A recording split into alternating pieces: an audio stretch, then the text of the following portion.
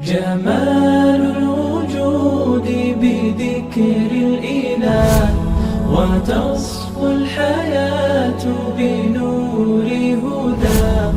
جمال الوجود بذكر الإله وتصفو الحياة بنور هدى وتطلب نفس له طاعة. औज़ुबिल्लाहि मिनश्शैतानिर्रजीम बिस्मिल्लाहिर्रहमानिर्रहीम रब्बि इश्रह ली सदरी वयस्सिर ली अमरी वहलुल उक़दतम मिन लिसानी यफ़क़हू क़ौली।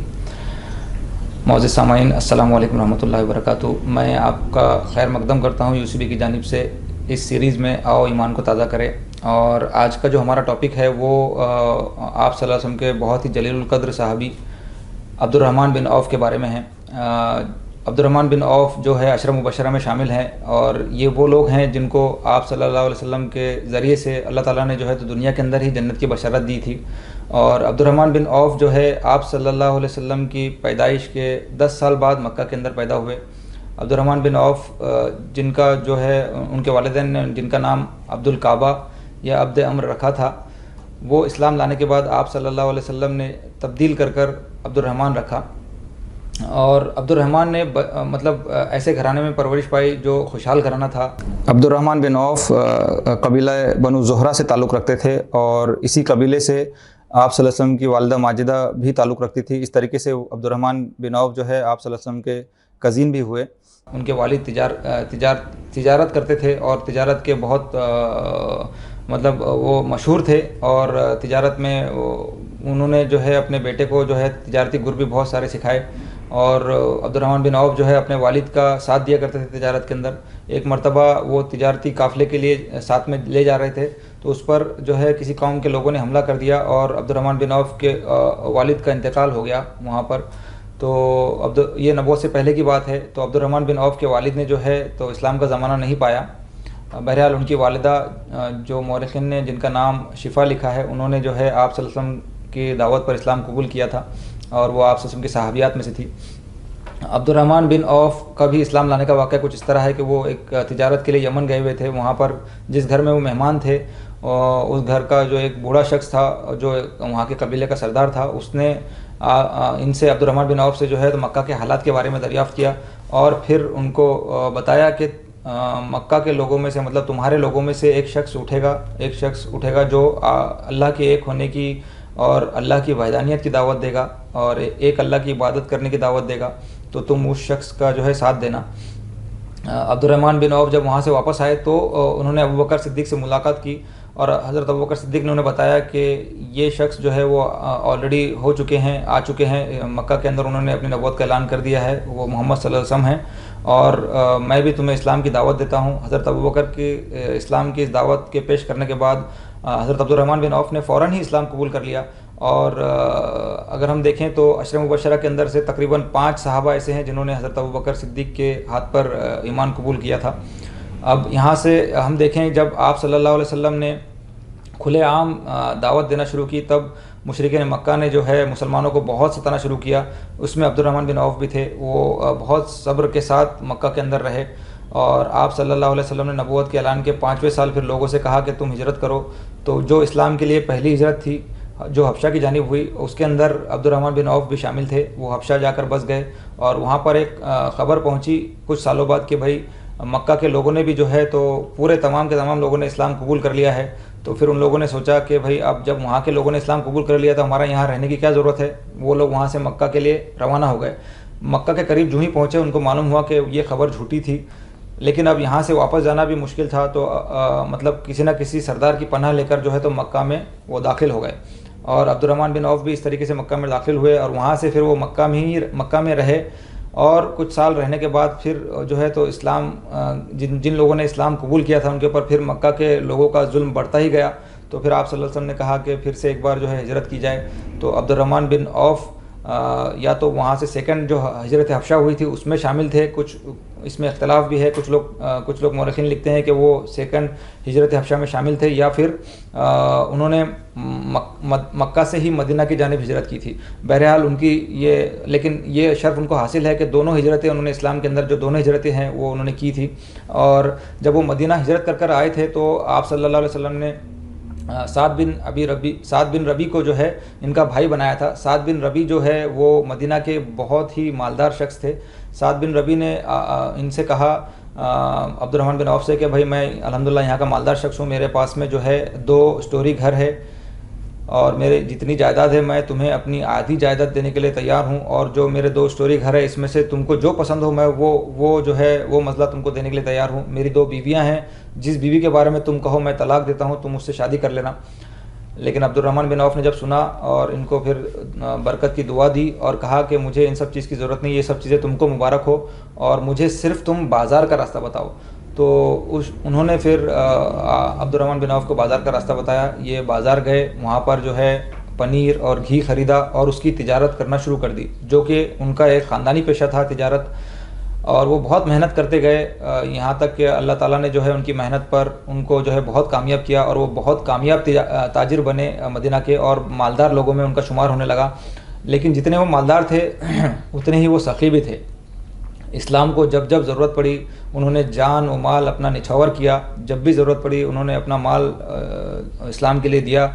अगर हम उनका ज़िक्र करें कि भाई जितनी कुर्बानियाँ उन्होंने दी है उसके अंदर अगर हम देखें कि भाई जितनी जंगें हुई आप सल्लल्लाहु अलैहि वसल्लम के साथ, उन्होंने हर जंग में तकरीबन पार्टिसिपेट किया, हर जंग में उन्होंने हिस्सा लिया और बड़ी ही जवामर्दी से उन्होंने जो है लड़ाई की। जैसे कि जंगे बदर में, जंगे बदर के अंदर भी उनकी शमूलियत है। इससे भी इस बात को पता चलता है क्योंकि आप सल्लल्लाहु अलैहि वसल्लम ने फरमाया कि जंगे बदर में जो सहाबा मेरे साथ थे वो बहुत ही इज़्ज़त के और बहुत ही फजीलत के हामिल हैं, और बल्कि उनको जन्नत की बशारत भी है। और जंग बदर के बाद अगर हम देखें जंग ओहद के बारे में आता है, जंग ओहद में भी बहुत जवामर्दी से वो लड़े और उसके अंदर मौरखीन लिखते हैं कि उनको जो है 20 से ज़ायद ज़ख़म उनके जिस्म पर आए थे और उनके पैर पर बहुत गहरा ज़ख़म आया था। उसके बाद वो कभी भी ज़िंदगी में सीधी तरीके से नहीं चल सके, हमेशा लड़खड़ा कर और लंगड़ापन से चलते थे। और उसके बाद अगर हम देखें तो ग़ज़वा खंदक के अंदर भी उनका बहुत बड़ा अहम रोल रहा, क्योंकि आप सल्लल्लाहु अलैहि वसल्लम ने जो है तो खंदक खोदने का काम शुरू किया था इस ग़ज़वे के अंदर। तो खंदक खोदने के अंदर भी अब्दुर्रहमान बिन औफ शामिल थे तमाम सहाबा के साथ। और उसके बाद में जंग तबूक के बारे में अगर हम जिक्र करें तो जंग तबूक के अंदर आप सल्लल्लाहु अलैहि वसल्लम ने लोगों से कहा कि भाई इस्लाम को जो है तो माल की ज़रूरत है, तुम अपना माल दो। तो अब्दुर्रहमान बिन औफ ने अपना बहुत बड़ी रकम जो है आप की खिदमत में पेश की। और इसी का एक वाक़या इस जंग के अंदर जब इस्लामी लश्कर जा रहा था तो एक वाक़या है जिससे पता चलता है कि अब इनकी कितनी फजीलत है। और जंग तबूक के अंदर एक जगह इस्लामी लश्कर को जो है पड़ाव डालने का मौका आया और वहाँ पर जो है सुबह के वक्त आप सल्लल्लाहु अलैहि वसल्लम जो है अपनी क़ज़ा हाजत के लिए गए। तो आप सल्लल्लाहु को वापसी के लिए थोड़ी देर हो गई, तो लोगों को लगा कहीं फजर का वक्त ना निकल जाए, तो उन्होंने अब्दुर्रहमान बिन औफ को आगे किया और नमाज़ पढ़ाने के लिए कहा। अब्दुर्रहमान बिन औफ ने नमाज़ शुरू की, एक रकात मुकम्मल की। उसके बाद आप सल्लल्लाहु अलैहि वसल्लम जो है वज़ू से फ़ारिग होकर जब नमाज के लिए आए तो उनके साथ में मुग़ीरा बिन शुअबा थे। उन्होंने देखा कि अब्दुर्रहमान बिन औफ नमाज़ पढ़ा रहे हैं, उन्होंने चाहा कि इनको हटाया जाए, मगर आप ने मना किया और इन्होंने आप सल्लल्लाहु अलैहि वसल्लम ने जो है एक रकात हज़रत अब्दुर्रहमान बिन औफ के पीछे पढ़ी। ये अल्लाह की तरफ से एक बहुत बड़ी फजीलत उनको दी गई है कि उनके पीछे आप ने नमाज़ पढ़ी। और इसके अलावा अगर हम देखें तो वो हर जंग में आप सल्लल्लाहु अलैहि वसल्लम के साथ शामिल रहे और बहुत ही जवामर्दी से, बहुत दिलेरी से, बहुत बहादुरी से लड़ते रहे। ख़ासतौर से जंग हुनैन के अंदर उन्होंने बहुत डट कर मुकाबला किया।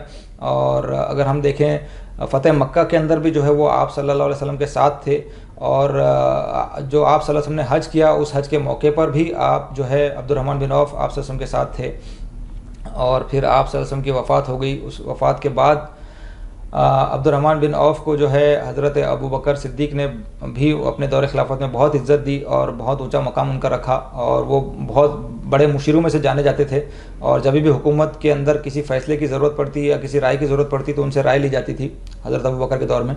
और उसके बाद हज़रत अबू बकर के बाद हज़रत उमर का दौर आया। हज़रत उमर के दौर में भी ये मुशीर रहे। एक मरतबा का वाक़या है कि हज़रत उमर के दौर खिलाफत में सीरिया के अंदर एक वबा फैल गई थी, जो जिसकी वजह से वहाँ पे हालात बहुत ख़राब हो गए थे। तो अब जब ये हालात खलीफा वक्त को तक पहुँचे तो हज़रत उमर ने ऐलान कर दिया कि मैं जो है सीरिया जाऊँगा, और चाहे वहाँ पे वबा हो लेकिन मेरा इंशाल्लाह मेरा अल्लाह मुहाफ़िज़ रहेगा।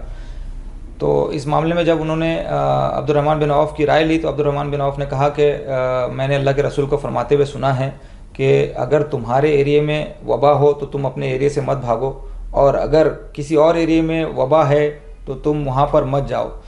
इस तरीके से उनकी राय मानी गई। और हज़रत उमर जो है जो पहले कह रहे थे कि मैं वहाँ जाऊँगा, फिर उन्होंने हज़रत अब्दुर्रहमान की बात पर वहाँ जाना जो है रोक दिया और वहाँ नहीं गए। और इसके बाद अगर हम देखें कि हज़रत उमर को जब फजर की नमाज़ के अंदर अबू लुलू ने खंजर घोंपा और उनके ऊपर वार किए, तो उस वक्त भी हज़रत उमर के साथ नमाज़ पढ़ रहे थे हज़रत अब्दुर्रहमान बिन औफ़। तो हज़रत उमर ने उनका हाथ पकड़कर आगे किया और नमाज़ मुकम्मल करने को कहा। तो उस वक्त में जो है वो फजर की नमाज़ भी जो है हज़रत अब्दुर्रहमान बिन औफ़ ने मुकम्मल की। और इतने ज़ख़म गहरे थे हज़रत उमर के उस वक्त, जो हमला उन पर हुआ था उसके अंदर वो उसकी ताब न ला सके और उनका इंतकाल हो गया।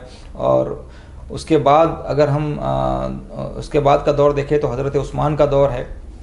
हज़रत उस्मान के दौर में भी हज़रत उस्मान ने जो है उनकी बहुत इज़्ज़त की अब्दुर्रहमान बिन औफ़ की, और जब भी ज़रूरत पड़ती उनसे मशवरा करते। और हज़रत उस्मान के भी दौर खिलाफत के 6 साल तकरीबन बहुत खुशहाल गुज़रे, लेकिन उसके बाद जो है हज़रत उस्मान के ख़िलाफ़ कुछ साजिशें शुरू हो गई।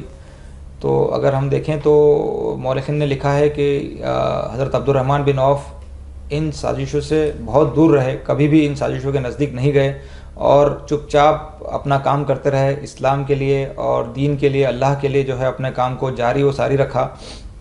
और यहाँ तक के जारी व सारी रखा कि हज़रत उस्मान के दौरे खिलाफत में 8वें साल में जो है इन्होंने वफ़ात पाई, और जब इनकी उम्र 72 साल थी। हज़रत अब्दुर्रहमान बिन औफ़ की 72 साल की उम्र में इनका जो है इनकी वफ़ात हुई। इनके वफ़ात के वक्त हज़रत अली ने जनाजे के पास में खड़े होकर कहा था कि अब्दुर्रहमान बिन औफ़, तुमने बहुत अच्छा ज़माना पाया और फितनों के इस दौर से बचकर तुम चल दिए।